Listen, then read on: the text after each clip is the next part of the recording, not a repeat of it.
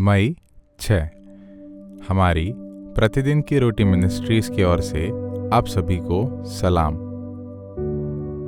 आज के वचन का शीर्षक है प्रेमपूर्ण आज्ञाकारिता, जिसे लिया गया है पवित्र शास्त्र के यूहन्ना 14 उसका 15 से 21 तक। यदि तुम मुझसे प्रेम रखते हो तो मेरी आज्ञाओं को मानोगे, और मैं पिता से विनती करूंगा और वह तुम्हें एक और सहायक देगा कि वह सर्वदा तुम्हारे साथ रहे, अर्थात सत्य का आत्मा, जिसे संसार ग्रहण नहीं कर सकता, क्योंकि वह न उसे देखता है और न उसे जानता है।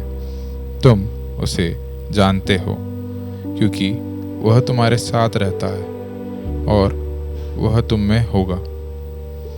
मैं तुम्हें अनाथ न छोड़ूंगा और तुम्हारे पास आता हूँ। और थोड़ी देर रह गई है कि फिर संसार मुझे ना देखेगा, परंतु तुम मुझे देखोगे, इसलिए कि मैं जीवित हूँ, तुम भी जीवित रहोगे।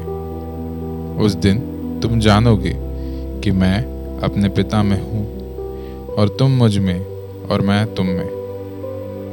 जिसके पास मेरी आज्ञा है और वह उन्हें मानता है, वही मुझसे प्रेम रखता है, और जो मुझसे प्रेम रखता है उससे मेरा पिता प्रेम रखेगा, और मैं उससे प्रेम रखूंगा और अपने आप को उस पर प्रकट करूंगा। हमारे विवाह समारोह के दौरान हमारे पादरी ने मुझसे कहा, क्या आप वादा करती हैं कि जब तक मृत्यु अलग ना करे आप अपने पति से प्रेम करेंगी, उनका सम्मान करेंगी और उनकी आज्ञा मानेंगी? अपने मंगेतर की ओर देखते हुए मैं फुसफुसाई, आज्ञा मानूंगी। हमने अपना रिश्ता प्रेम और सम्मान पर बनाया है, अंध आज्ञाकारिता पर नहीं, जैसा कि शादी की कस्में जता रही हैं। मेरे पति के पिता ने उस विस्मयकारी क्षण को फिल्म में कैद कर लिया जब मैंने आज्ञा पालन शब्द को संसाधित किया और कहा, मैं मानूंगी। इन वर्षों में परमेश्वर ने मुझे दिखाया है कि आज्ञा पालन शब्द के प्रति मेरे प्रतिरोध का पति और पत्नी के बीच जो अविश्वसनीय रूप से पेचीदा रिश्ता है, उससे कोई लेना देना नहीं है। मेरी समझ से आज्ञा पालन का अर्थ वशीभूत या जबरन समर्पण था, जिसका समर्थन पवित्र शास्त्र नहीं करता, बल्कि बाइबल में आज्ञा पालन शब्द उन कई तरीकों को व्यक्त करता है जिनसे हम परमेश्वर से प्रेम कर सकते हैं। जैसे कि मेरे पति और मैं अब शादी के 30 साल पूरे होने का जश्न मना रहे हैं।